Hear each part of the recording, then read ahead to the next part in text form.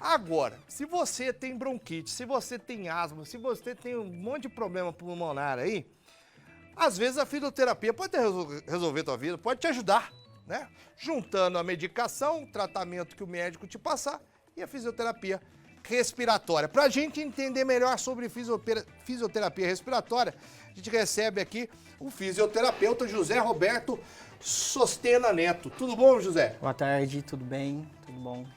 Essa questão da fisioterapia respiratória, a gente ficou falando dela bastante na época da pandemia, né, velho? Eu lembro que muita gente que, depois de ter saído dessa doença maldita que é a Covid, muitos tiveram que fazer essa fisioterapia, né? Sim, a fisioterapia ela já é bem antiga, mas ela ganhou muito reconhecimento na época da Covid, tanto nessa parte hospitalar, dentro da UTI, né, que os fisioterapeutas mostraram o quão importante é a presença desse fisioterapeuta ali dentro do hospital e o momento de pós-internação também. Então a gente trabalha nessas duas vertentes, né, no momento agudo ali com a pessoa internada e muitas vezes no momento pós-internação com essa pessoa ali, pós esse período que ela já passou por todas essas complicações da internação.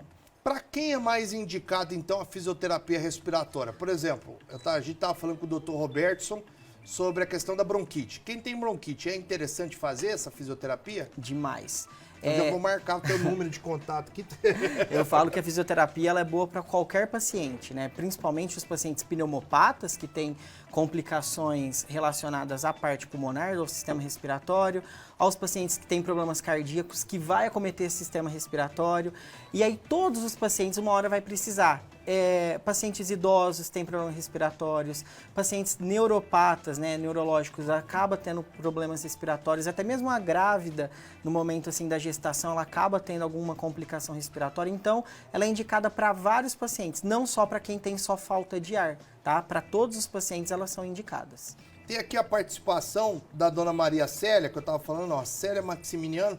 Ela falou que ela tem enfisema pulmonar. É uma doença muito grave, né? Muito comum. E para quem tem essa doença, a fisioterapia respiratória também é interessante? Demais. Ela melhora muito a qualidade de vida desses pacientes, se for feita de forma adequada, né, regular. E a fisioterapia, ela não substitui a medicação, igual você falou. Precisa ser feito acompanhamento com o médico e precisa fazer fisioterapia, medicação e melhorar os hábitos de vida.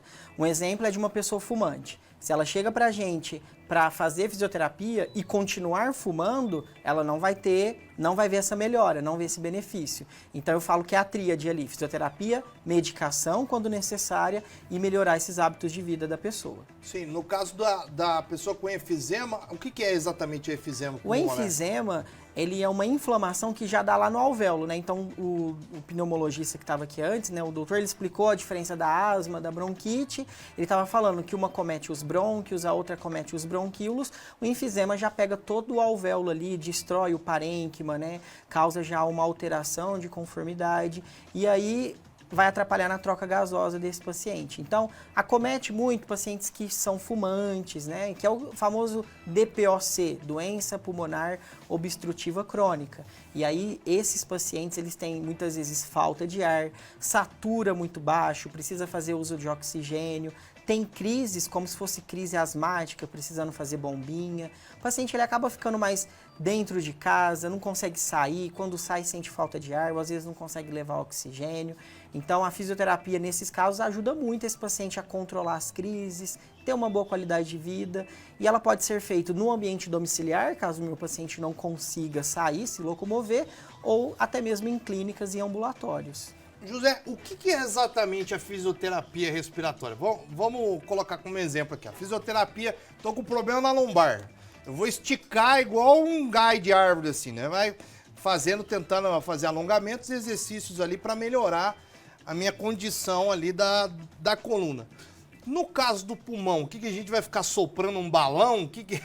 Ó, a fisioterapia, ela é uma área, né? A fisioterapia respiratória, ela é uma área da fisioterapia que ela trabalha com a parte dos músculos respiratórios. Então, a gente consegue trabalhar com o paciente desde a parte de melhora dessa falta de ar, pode ser com dispositivos, técnicas, né? Ou técnicas ou as coisas que a gente pode fazer com esses pacientes, e aí vai melhorar. Remoção de secreção, auxilia esse paciente a remover secreção, tossir mais forte, melhora a expansibilidade, a entrada de ar e a gente também fortalece os músculos da respiração.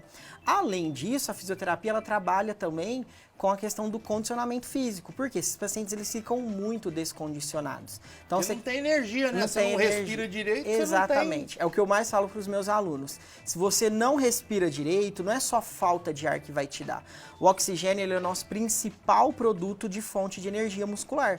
Então, o que acomete esses pacientes? Eles têm falta de ar, não satura bem e a primeira complicação que eles apresentam é fraqueza muscular, principalmente da onde? De perna, né, que a gente fala. E aí, esses pacientes, eles ficam muito acamados, muito dentro de casa. Às vezes, não consegue pentear o cabelo, não consegue sair de uma cama e ir para uma cadeira. Então, eles têm muita fraqueza muscular. Então, a fisioterapia, ela não foca só na parte pulmonar, mas ela foca também na parte de fortalecimento, ganho de massa desses pacientes e condicionamento aeróbico.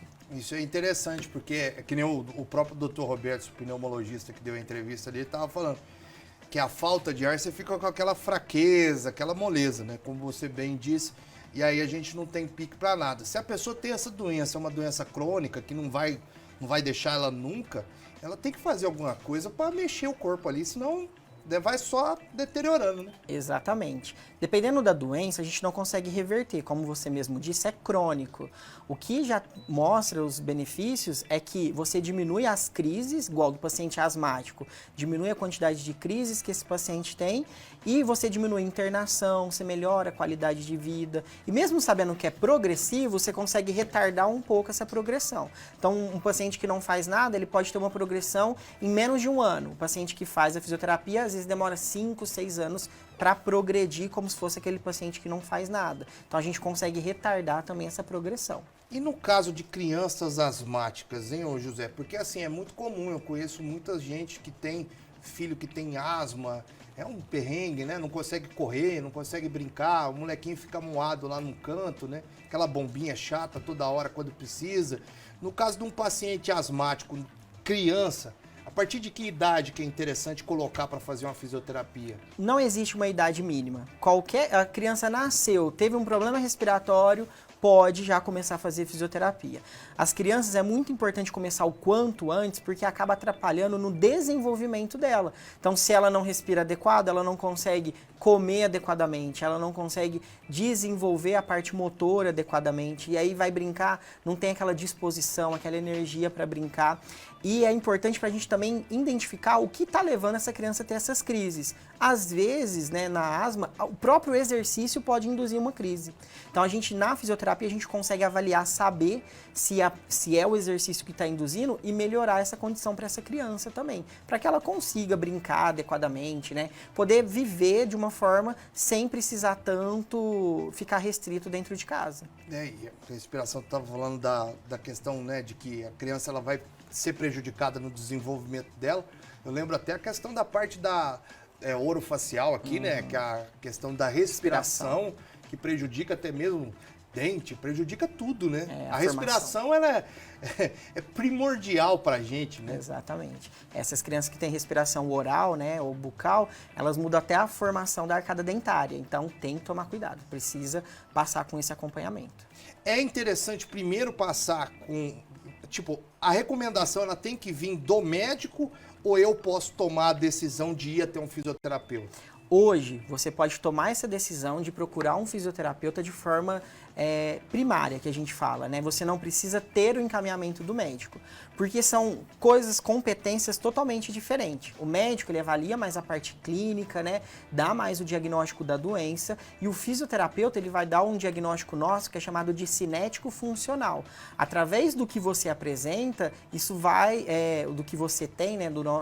Apresenta na nossa avaliação, o que isso muda na sua parte de funcionalidade, por isso que chama cinético funcional. Nós trabalhamos muito com a funcionalidade, então não importa pra gente o seu diagnóstico, o que importa é o que você consegue fazer na avaliação e o que isso está implicando na sua funcionalidade. E através disso a gente tratar isso. Então não precisa passar no médico, pegar o encaminhamento e ir para o fisioterapeuta. Hoje, né, o fisioterapeuta ele pode ser procurado. Eu já tenho casos de muitos pais, assim, de crianças que às vezes procura primeiro a gente e aí se a gente vê a necessidade encaminha para o médico ou também se quiser procurar o médico encaminhar para o fisioterapeuta. fisioterapeuta, mas não tem essa necessidade como era antigamente. Isso é legal demais. Ó, participe com a gente, o WhatsApp na tela, tem muita gente mandando mensagens aqui. Tem a Carminha, aqui ó, Catarina, tá mandando um abraço para a amiga Carminha, que tá ligadinha com a gente, Francisco Bernardino. E mande suas perguntas também, se você tem dúvidas. O Juninho aqui, ele fez uma pergunta relacionada a dilatador nasal. Isso ajuda em alguma coisa na respiração? Então, não tem nenhum benefício, assim, na literatura que fale, né? Tem muita gente que usa para a parte de apneia, que coloca para ver se consegue melhorar o ronco, mas não tem esses benefícios, assim, na literatura. É mais questão de exercícios, dependendo do caso, se for cirúrgico também, porque a gente sabe que tem alguns casos que são cirúrgicos, mas o dilatador depende muito do caso e da indicação do médico. Teve um telespectador que perguntou sobre a questão da natação. É correto afirmar que a natação ajuda? Ajuda muito. Inclusive para pacientes asmáticos também, a natação melhora muito essa qualidade, mas aí precisa ser feito por um fisioterapeuta, que ele precisa saber quais exercícios indicar para esse paciente. E uma coisa que eu falo, todo paciente asmático que for fazer exercício tem sempre que estar com a sua bombinha, tá? Com a medicação, porque como eu já falei, o próprio exercício, ele pode induzir. A gente não sabe o que está acontecendo ali, o que aconteceu com esse paciente, se antes do exercício ele teve contato com algum agente que vai induzir essa inflamação. Então, até lá na clínica eu já falo, chegou o paciente, se não trouxe a bombinha, a gente não pode fazer o exercício físico. Então, vai fazer natação? Leva a bombinha, porque se acontecer, se desencadear, tem a bombinha ali para poder ajudar esse paciente. Exatamente. Uma última dúvida antes da gente encerrar, tem dois minutinhos, né, Michele? Uma dúvida só. A gente consegue fazer alguma coisa, algum exercício respiratório em casa para dar uma melhorada na respiração? Então, a gente até passa para os pacientes algumas coisas que podem ser feitas, né? Inalação ajuda muito esses pacientes quando tem obstrução. Alguns exercícios, a gente tem alguns... Com soro fisiológico. Com soro fisiológico.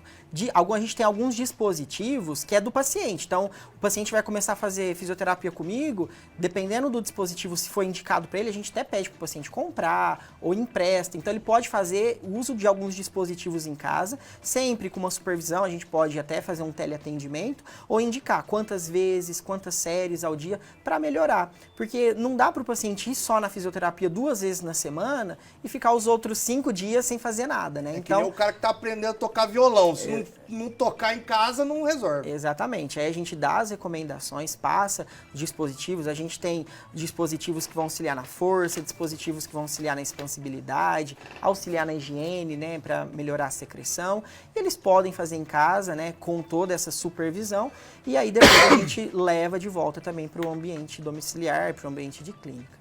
A gente tem 20 segundinhos para encerrar. Quero agradecer a tua participação, José. Então, já que você falou de telemedicina aí, deixa tuas redes sociais para quem quiser te acompanhar. Meu Instagram é @sostenan, tá? E eu também tenho o Instagram da clínica que eu atendo lá em Alfenas, @cefer.alfenas. E nas redes sociais vocês conseguem achar bastante conteúdo ali, tô, igual você falou, bem ativo também. Podem tirar dúvidas, mandar mensagem, estamos disponíveis. Aguardo uma próxima visita sua aqui com essas dicas valiosas para o nosso povo. Obrigado, meu irmão. Muito obrigado, eu que agradeço. Excelente final de ano.